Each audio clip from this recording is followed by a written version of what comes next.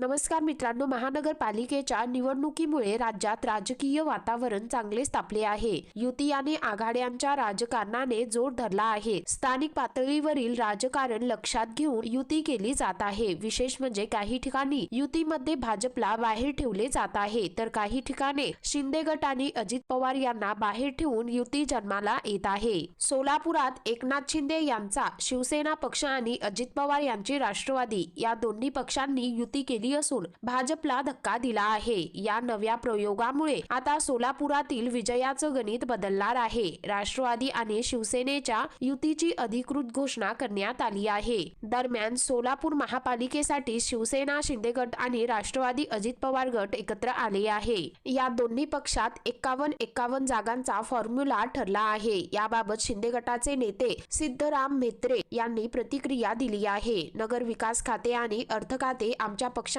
नेत्यांकडे आहे, त्यामुळे आम्हाला निधीची कमतरता पडणार नाही। शहर विकासासाठी आम्ही एकत्र आलो आहोत, असे म्हेत्रे म्हणाले। आम्ही भाजपकडे 40 जागांची मागणी केली होती, त्यांनी आम्हाला 8 जागा देण्यास कबूल केले होते, पण आम्ही 26 जागांवर ठाम होतो। त्यांनी पुढे चर्चा केली नाही, असे म्हणत म्हेत्रे यांनी अजित पवार यांच्यासोबत युती केल्याचे जाहीर केले आहे। त्यांच्या या युतीनंतर भाजपला मोठा धक्का बसलेला आहे। तर मित्रांनो, एकंदरीत संपूर्ण प्रकरण पाहता या संदर्भामध्ये तुमची काय प्रतिक्रिया आहे खाली कमेंट करून नक्की कळवा।